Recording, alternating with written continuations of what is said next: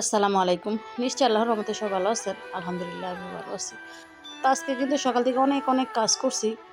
তো আসলে এই ভিডিওটা হচ্ছে একদম রমজানের আগের দিন। মানে যেদিন রাত্রে সেহরি খাইছি ১ম। তো আজকে আসছি একটু সুজাতপুর বাজার মতলব উত্তরে। আসলে আমাদের ২ থানা হইলেও কিন্তু বেশিরভাগ কাজ বা বেশিরভাগ আত্মীয়স্বজন মোটামুটি সবই কিন্তু মতলব থানায় পড়ে যেহেতু একদমই কাছাকাছি। তো রমজান মাস সামনে ওই চিন্তা করে আরকি কোথাও যাওয়া আসার কাজগুলা কিন্তু রমজানের আগেই শেষ করছি। আসলে রোজা রাইখা তো আর কোথাও যাওয়া যায় না। তো আমরা একটু আগায় গেছিলাম। দোকানটা চিনতে পারি না এই কারণে আবার ঘুরে একটু পিছনের দিকে আসছি আরকি উত্তর সাইডে। তো আমরা আসছি আহ সোফার কাভার নেওয়ার জন্য। তো এই দোকানেতে আসছি।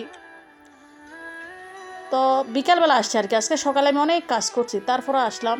একটু কাজ আছিল ওই কাজগুলা সারার জন্য। তো এখানে থেকে ফোম তারপরে এই তো মানে সোফার কাভার একটা সেট আরকি পুরা নিছিলাম আমরা। তো এখান থেকে আগেও নেওয়া হয়েছিল। তো আজকে আবার আসছি।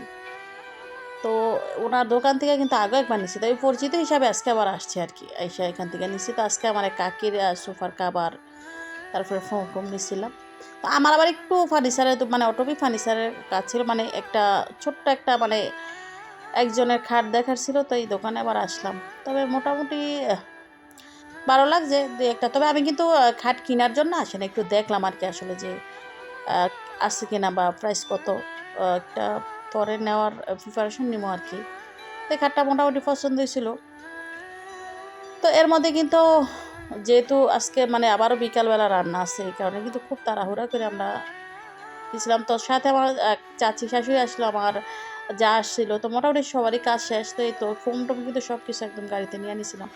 তো ওনার দোকান থেকেই নিছিলাম। আর আমরা কালারটা এই যে এই কালারটা নিছিলাম। তো অনেকটা সময় কিন্তু গেছিল এগুলা বাছাবাছি করে দাম করার জন্য আরকি। তো এই তো নিয়া কিন্তু এখন আবার বাড়ির উদ্দেশ্যে রওনা হইলাম। তো সুজাতপুর আমাদের এখান থেকে বেশি একটা দূর না। অনেক সময় অনেক কাজের জন্য সুজাতপুর যাওয়া হয়। তো এই তো বাড়িতে এসে আবার দেখি যে মানে আহ গরুর বট আনছে। তো ছেলেমেয়ের বাবা কিন্তু এই গরুর বট খুব পছন্দ করে খুব। তো খুব তাড়াহুড়া করে পরিষ্কার করতাছি। আস্তে দেখা গেছে আসরের পর হয়ে গেছিল। তো আমি পুরাটা পরিষ্কার করতে পারি না, অর্ধেকটা আবার রাইখা দিছিলাম।